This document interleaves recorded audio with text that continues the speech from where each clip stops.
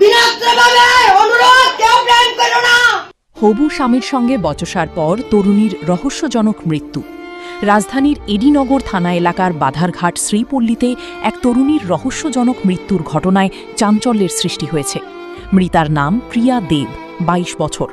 দীর্ঘদিন ধরে তাঁর সঙ্গে এক যুবকের প্রেমের সম্পর্ক ছিল এবং সামাজিকভাবে তাদের বিয়ের কথাবার্তাও চলছিল বলে জানা গেছে।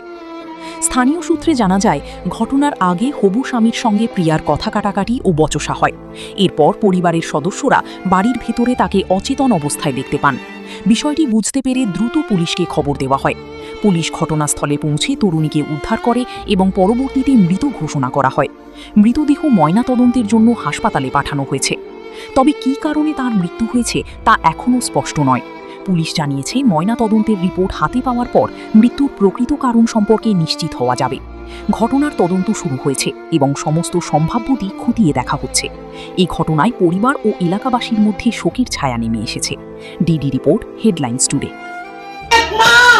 বিনম্রভাবে অনুরোধ, কেউ প্রেম করো না। আমরা প্রেম করতে গুডমিট করেছি, সব করতে ঘুষতে গাছতে অক্ষণ পুরোবার ভালো লাগে না। কি ব্যবহার বলে এবার গেছে পরে কাল কোথায় কি ব্যবহার করছে কেন মনে লাগছে মায়া লোকে 7টা সময় কথা বলছে।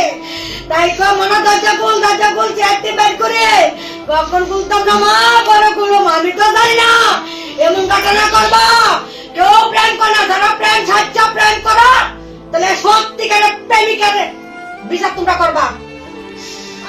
সত্যিকারের প্রেম করবা মা কইতাছি, সত্যের প্রেম তোমরা ভিতরে থাইকা যায় বিচার চাই। যার সাথে তার নাম কি? হ্যাঁ দিয়া দেন। মেয়ে ছেলের নাম কি? পুরো দেখ বাড়ি কি সাথী করে কও দাদি তুমি রানী বাজার কি সাথী করে কও সুগীত শিলিগুড়ি সুগীত শেষ ম্যানেজার।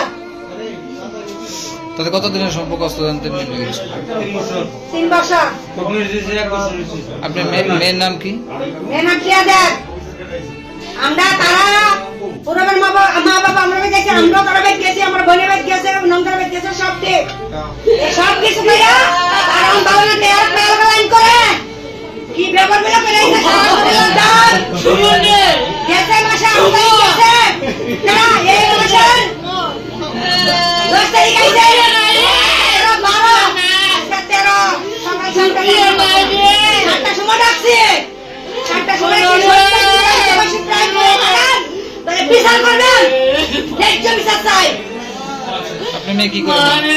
কি করে আপনার মেয়ে টিউশন করে, এনআইটি কলেজে এমবিএ করে, এবার সুগীত বেলায় ইন্টার্নশিপ করবো, এবার ঢুকাইবো